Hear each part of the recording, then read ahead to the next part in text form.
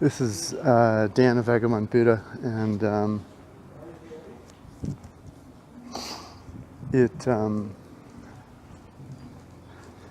just had some thoughts I wanted to share with you. I'm in San Cristobal, Mexico, enjoying this lovely place. Just finished my run, had some ideas I wanted to share. And it's just the idea that we listen for the answer. We listen for the single correct truth. We look to boil it down to, the 3 easy steps to whatever, wealth, happiness, relationships. And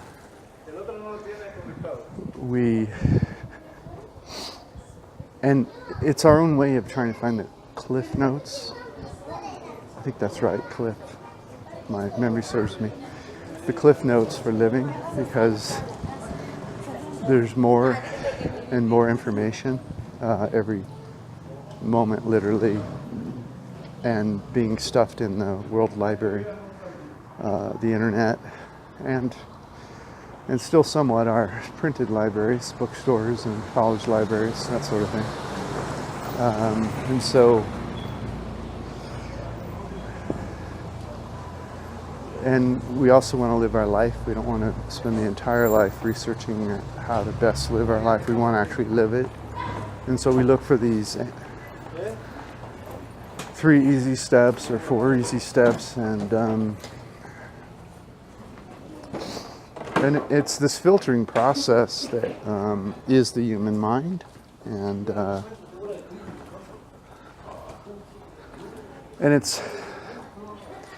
it's the act of deciding often.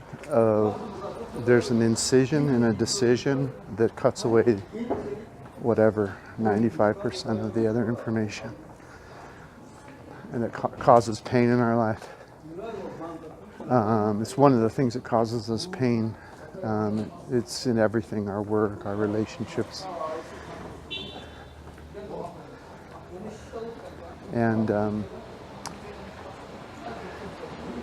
then if we're also interested in spiritual life, which I don't know what to call it. I'll call it spiritual life for now. This idea of discovering our true identity, or our fundamental identity, the part of us that is based in oneness with the original, or God, or whatever you want to call it. That search for meaning, or purpose, or identity, spiritual identity. It has the same path it runs on, and we put our mind to work finding the best sources, and we cut away the sources that seem contrary to us emotionally or whatever, just because there's not enough time to read all of them. And so we follow that same process in our spiritual development, and we're looking for the shortest path to spiritual development. We want that magic formula. And the consciousness of which gurus speak and Buddha spoke, and I personally believe Jesus was talking about when he talked about heaven on earth. That it's a consciousness, it's a vision, an unfocused vision of everything.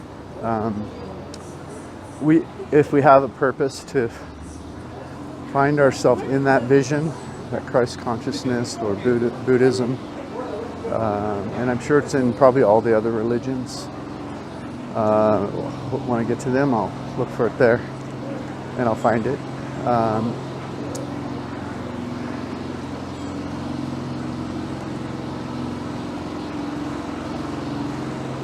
We want to cut away and get there easy and fast. And I should acknowledge I'm walking down the street and there's noise around me. And that makes no difference.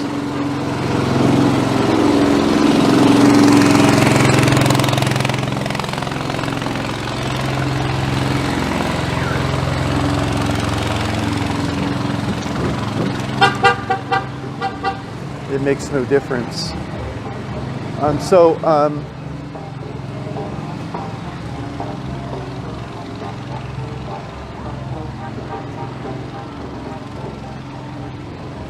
So in many areas of our life, it's the subject matter that matters, and that's the universe that we build that identifies us. With respect to our personality, the universe that we build is the information that we've collected, that we believe in, and that we promote amongst our peers, family, whatever. And it's our formula for survival that we've created.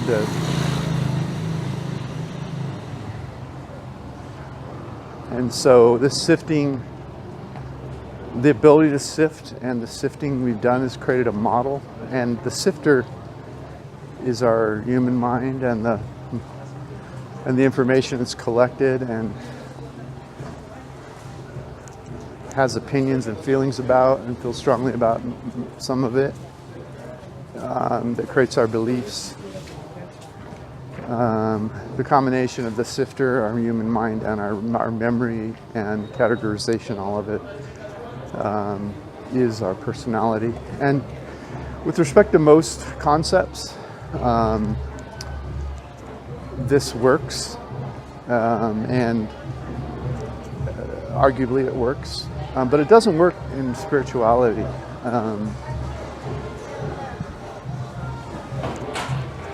And so, meaning that we don't find the oneness. We don't close the separation between our personality and the one source or the singularity or God or whatever you like to call it.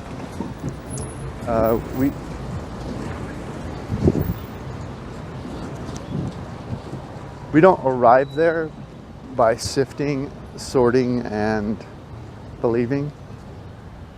We can believe in we can pick a God and believe in it. I'm not saying not to do that. Your mind's going to do that.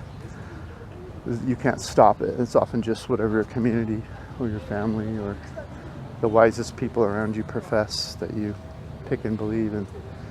So I'm not criticizing that. I think it's a human condition. Talking about something different, and that's your ability to be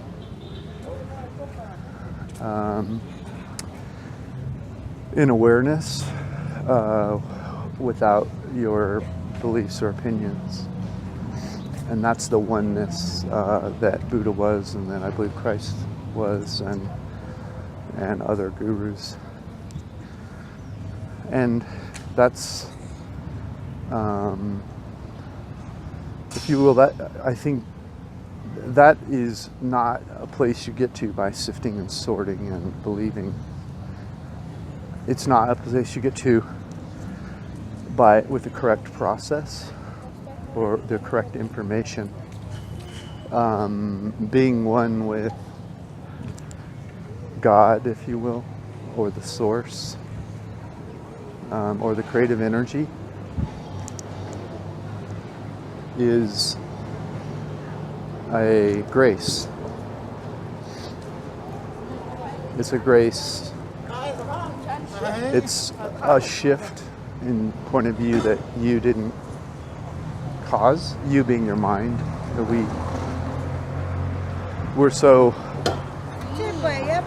We believe so strongly in our beliefs and our sifted information that we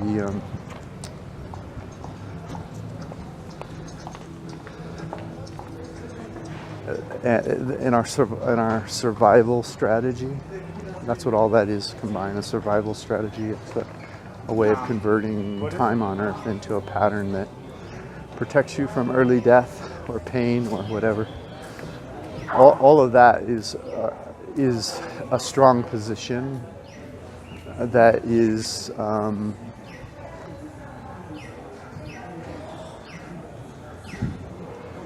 not able to stop you from being with God in the absence of it.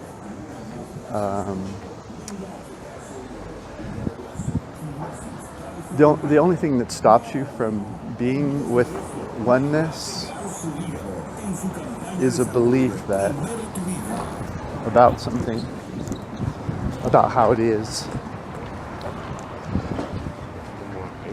that it'll feel like this, or that you have to meditate, or you have to do yoga, or you have to, gurus are doing their best to point you somewhere. Buddha, Jesus, they're all pointing somewhere the best they can, and it's out of love, really. I mean, they've been there, they know the pain you're in, and they know what it can be like to spend 3 seconds with our mother, our father, or the oneness, whatever you want to call it. And so they're just pointing at it, and so but when you begin to attack spirituality, your techniques aren't going to work. Your body of knowledge is not going to work. And the more you believe in it, the less likely you're going to be able to arrive in the presence of the oneness. Because it's like when you buy a new car, or when you buy a dress or shoes, whatever, and you look around, you start noticing everybody has those shoes on, or that dress, or whatever.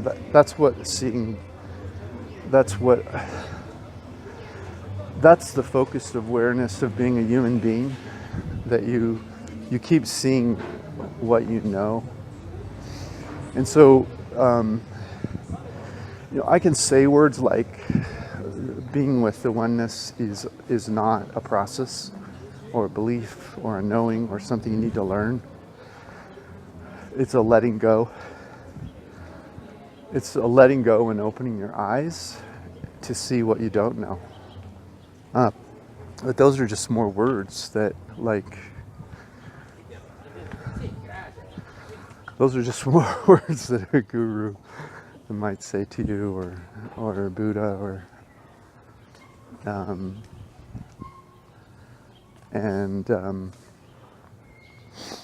so the point of all this is to tell you that there's 3 levels. The top level comes to you with grace.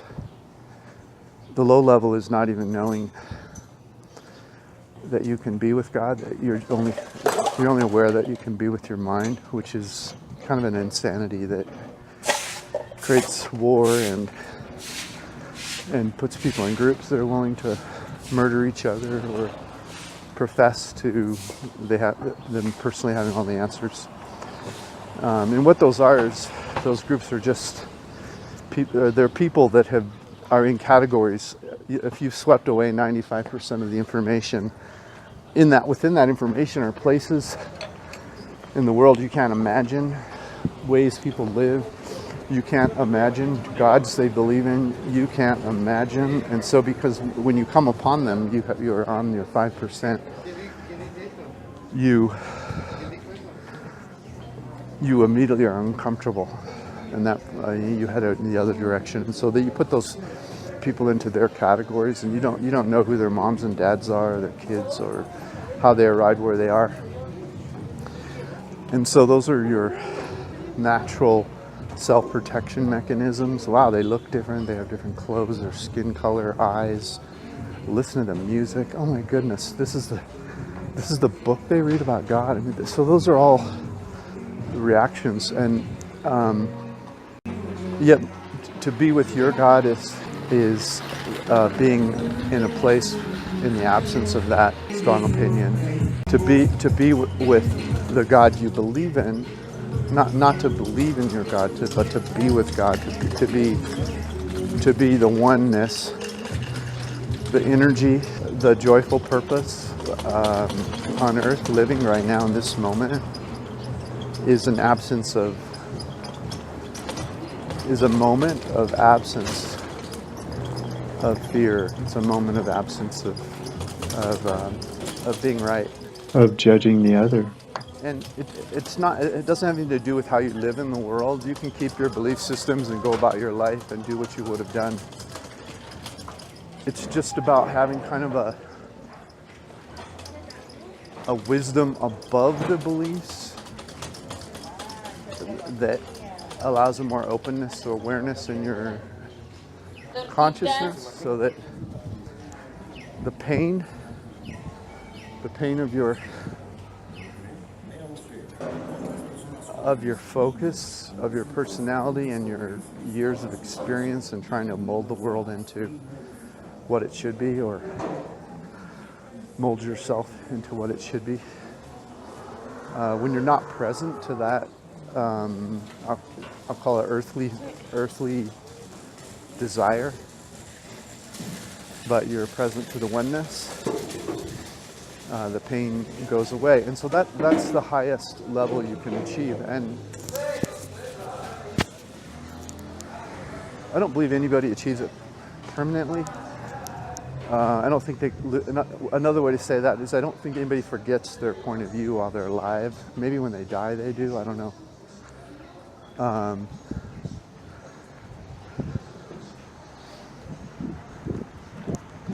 Maybe when they die, they forget their point of view. Some people believe that if you die with a point of view, if you die when you're not in the grace of God or the oneness, that you're reborn in another form. So maybe you come back. I don't think that's relevant to this discussion, because this is a discussion that's not really about beliefs. It's about being with God. It's not in the belief realm. And so there's being with God, and then there's awareness that there's a place you can go to be with God. That's the middle way. And then there's being completely attached to everything your mind thinks as if it's real. And that's the lowest level of consciousness that you can be. Now, the reason for this discussion is that I think that you really only need to read and be aware to get to the middle level.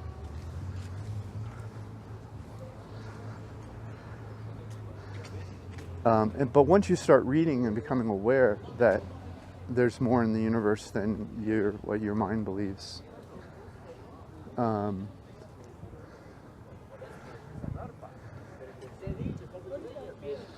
then you get hooked up in this idea that there's a process you need to make to go to be with God, or to be the isness, or Christ consciousness, or Buddhism, whatever your thing is. I'm sure I don't need to offend anyone here.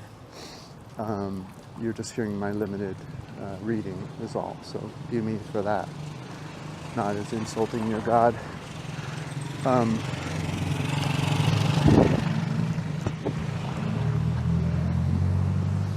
So you enter the stage where you're aware that there's a oneness, a place you can go where there's freedom and peace on earth.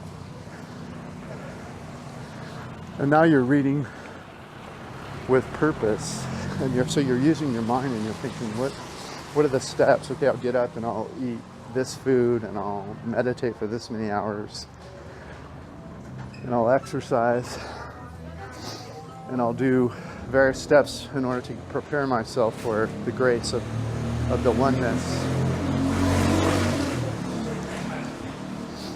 So it's a purposeful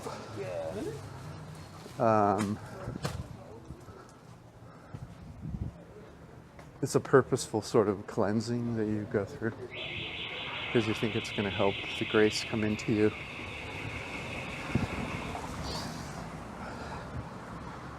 And yet grace, by definition, is not something you earn.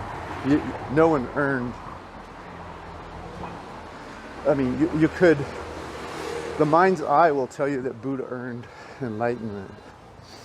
If you read about Buddha at all, the mind's eye will tell you that Christ survived the temptation because of work he had done. But the seeing itself, the first seeing of the first absence of self in seeing God is a grace. And then if you're aware of what happened, if you know a little bit about it because you've read or whatever, maybe it can help you in some ways. But the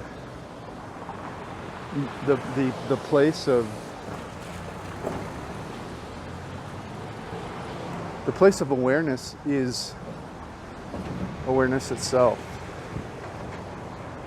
It's not a technique or a belief or a food you ate. I mean, I'm vegetarian.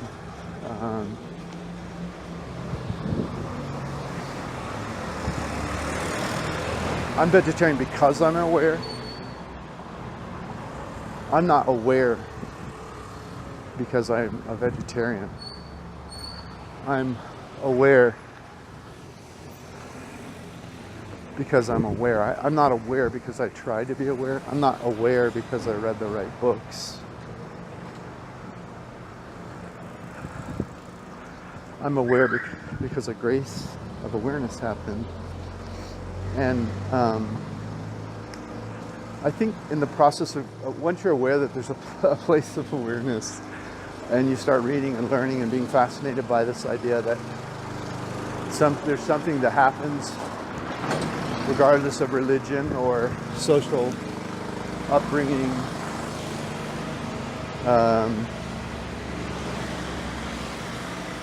Once you understand awareness is available to you, you'll be that interest in awareness of more than your ego or your self-identity will take you through a process of awareness where you begin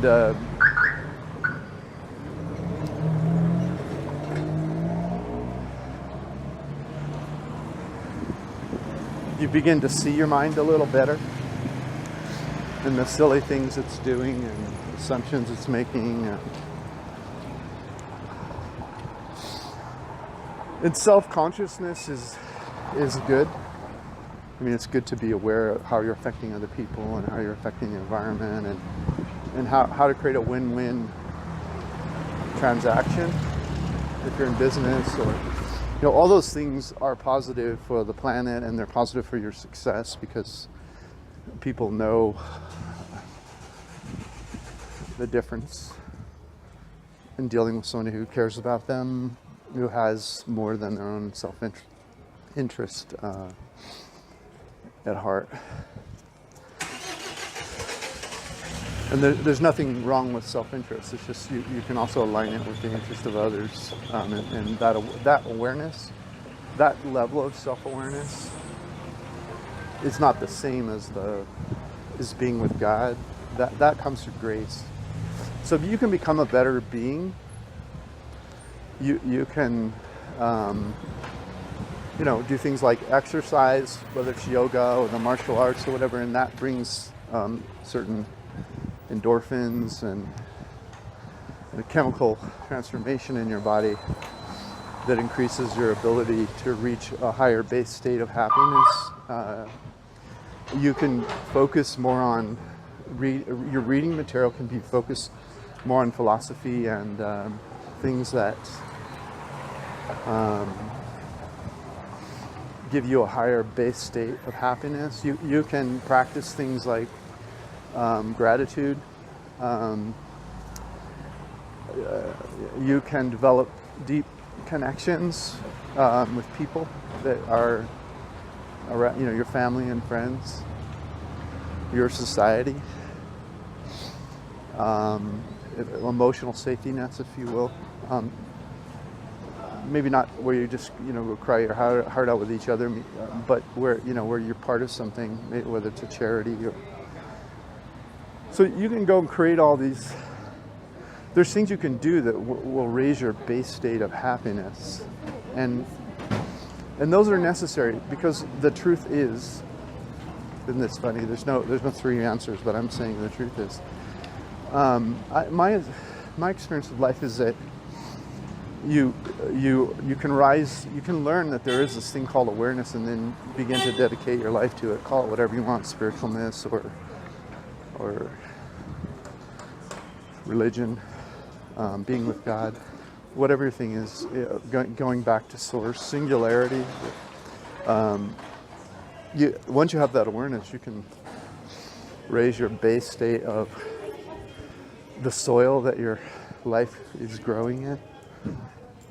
You can fertilize and become a happier person.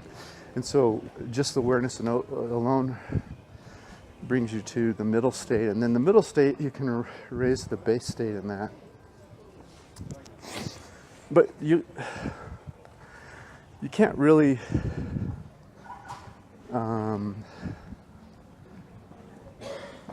your mind, which is who you are until you really are with God, your mind can't take you to God. Only grace can. And grace is not under the control of God. Or forgive me, grace is not under the control of you. Your mind is the you I'm talking about now. So your base state can be higher and higher, and you can have a higher level of happiness as your base state, as you begin to develop your awareness of awareness. But you're not a better person. Your mind is not a better person if you've received the grace of being with God. And you're not a worse person. That grace is the absence of your person, whether it's good or bad. The grace of being God is the absence. It's a moment or two or an hour. I've had, I don't know exactly how long I've had, but during the day, you just awake in heaven. It could be in the morning and lasts for half a day. It can until, and so my point is that you're going to slide up and down the scales, and so it's good to raise your base state, but it won't give you the grace. The grace comes when you're missing, and it's a very joyful place to be, and you'll know what happens. It's kind of subtle at first,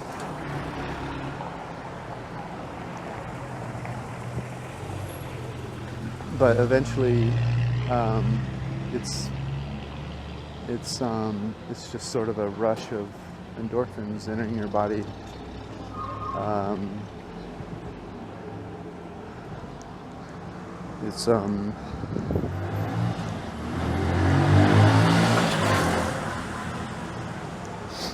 It's like being with infinity of perception and not having to labor to have an opinion about whatever's around you at that moment. It's an absence of self. And that's why I call it being with God. It's like full awareness without you there. And while you're in it, you can, like, sometimes something will happen. There'll be a noise, or someone will ask you a question. And when you've been there more, you're able to decide when to grab onto the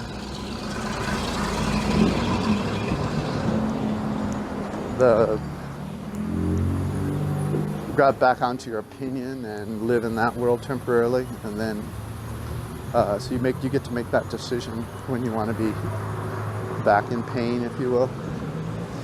But the pain you go back into diminishes greatly over time as the practice, and it's not a practice in the sense of you developed it or you're responsible for it, but as you notice yourself shifting into absence of self, and then back into self, you'll notice that your presence in self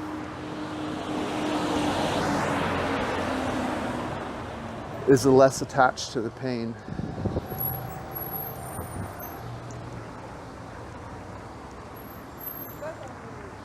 Anyway, those were some thoughts I had.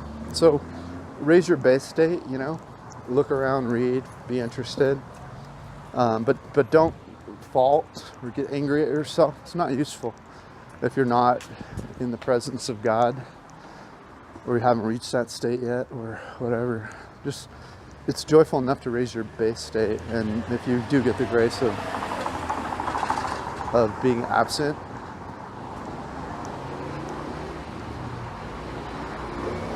if you get the grace of swimming in awareness alone, without the pain of your opinion about it, all the better.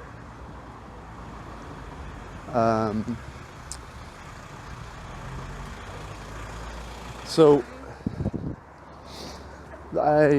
one commentator said that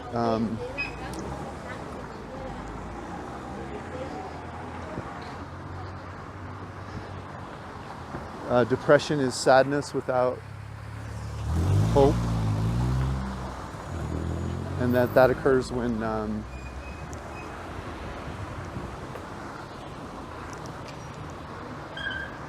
that can occur to really successful people when they finally got everything they wanted.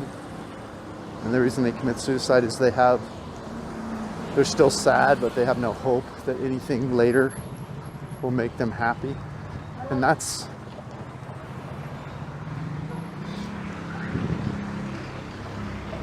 the road most people are on. They think that when they get the right wife or the right husband or the right house or car or career or net worth or social status or power, I don't know what, there's other stuff out there, but fame, once they get some combination of the goodies that they've worshipped their whole life, if they're still sad, which they always are, because they're a human being, and they're not aware of their self. They haven't seen the clarity yet of that, the belief that they need money to be happy is silly, or that they need fame to be happy. They haven't experienced the high base state of happiness, because they're chasing the wrong things, or maybe not the wrong things, but they're not also chasing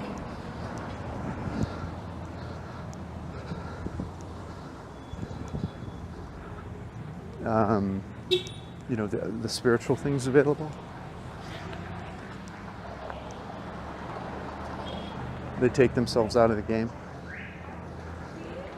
and they're hoping this one final act will get them out of their mind.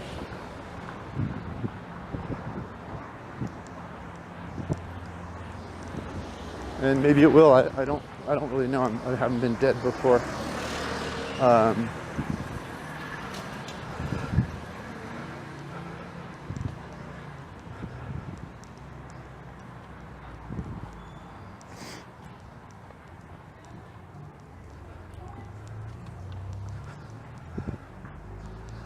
And I honestly don't have any judgment. I'm not judging anybody who feels suicidal or whatever. I'm talking about another way to be, and that's just be aware that there is an awareness. Learn about it. begin to be conscious of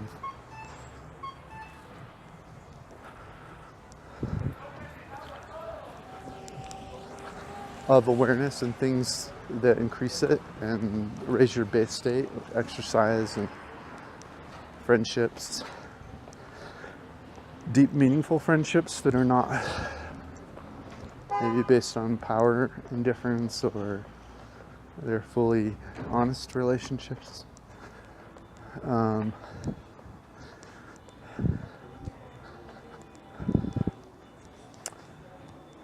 And eat food that you feel energy going through your body when you eat it.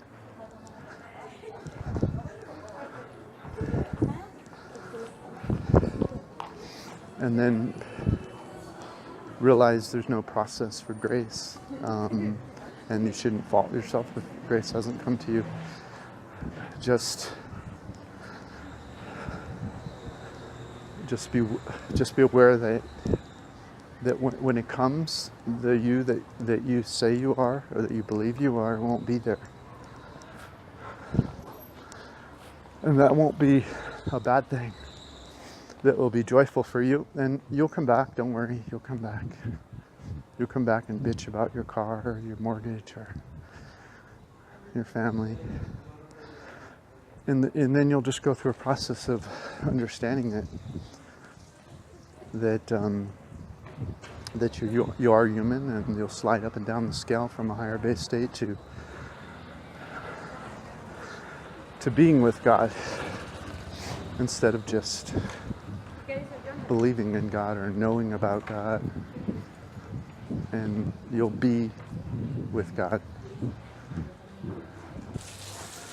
when you're with God, and you won't be when you're not. And you don't need to judge yourself, but again, it's all just grace. That's grace. You can raise your base state, but being with God is grace. It's nothing to be afraid of. The absence of you is God, and that it's very joyful. You're going to like it. And I'm not telling you how to get there. I don't know how to get there. I'm just telling you that you won't be there when you arrive. The you that you think you are won't be there. You'll be consumed with the joy of heaven on earth. And it'll be regardless of conditions that your mind tells you that need to occur before you can be happy. And so, I think that's all I have right now. Nothing else is trying to crawl out of me. So, anyway, thanks for listening. I hope you have a great day. I hope you are here today. I hope you're aware today. And the you that I hope is aware is not it's not your personality, it's not your ego.